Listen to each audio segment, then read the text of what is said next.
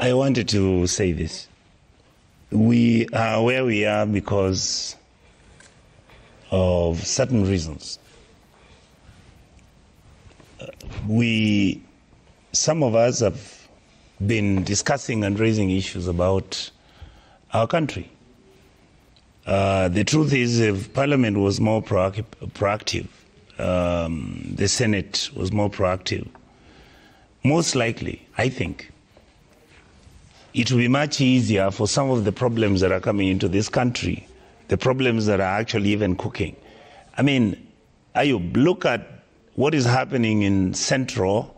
Even when my colleagues would want to dismiss what is happening, the political matrix that is being generated there, to me, is exact template like what was happening in 1992, 2002, now you're coming to 2000. What is happening right now is very simple. Here you are, you have a political crisis, and we are assuming that this political crisis, the only way you solve it is going to be in a certain manner. That can either be by intimidation or by insulting each other on national TV. And that's why I saw my brother Eddie really struggling to say, oh, you know, there are certain things which, because we want the state to... Eddie, the state only becomes stronger and becomes self-sustaining if we accept that mistakes have been happening on both sides. Mm. Yes. And therefore, we need to begin to engage ourselves as leadership honestly, candidly, and fairly.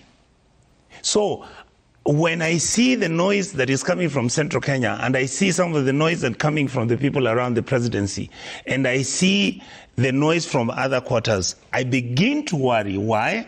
Because these are matters, if Kenyans who are in leadership were much more serious, these are things, even when some people will consider that where Gachagua is beyond any reasonable redemption and other things, the damage has already been done. But the damage can be managed. You can't throw fuel onto the fire. Exactly. If Gachagua is in Central making noise about how the president has betrayed him and the certain community that he comes from is feeling betrayed and all that, so long as he is saying it and he feels that is true without being personal and attacking the president personally, for me, I don't find any contradiction on that.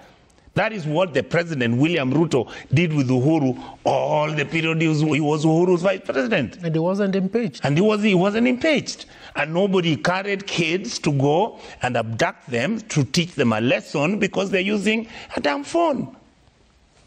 This is what scares me. Yep. This is what worries me. That slowly we are now becoming, how do I put it, Ayub? We are slowly beginning to become insensitive to the violations, to the disagreements, that everything now in Kenya is beginning to look like it's do or die. I mean, all of a sudden, Mungiki is now being set up to start. I mean, surely. By who? I mean, you've been seeing it all over. Social media, you've been seeing it in the newspapers. Maindanjenga has been reactivated. By who? I mean, that's what I'm asking. Do we need to go back to have people who've been activated who have no responsibility or even answerable to anybody? And I'm raising this point because we were talking about security questions as to who was abducting Kenyans, where they were held, why certainly there was a concurrence between those who were released previously and now, the Longton brothers and Bob Njagi. Again, you bring in another important question. Who then, in your view, is re-engineering Mungiki? My argument and my point is how I wish the political class would listen to itself. It is not ordinary Kenyans.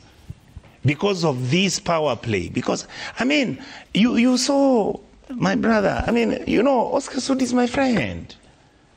Kamket is my friend. So what are you standing in public and telling me that the elections which are coming, it doesn't matter what I'm going to do, whether you rig them out or not, it doesn't. What are you doing to the country? Why are people so insensitive? I mean, Kenya is a country that has been discriminatory to itself. Look at how we have treated the Somali community. Look at how we have treated other communities. Why is it that our job is purely to plan and organize how to dismember our beautiful country? Before you retire to bed, when you look yourself in the mirror, do you regret belonging to the same political class? Yes,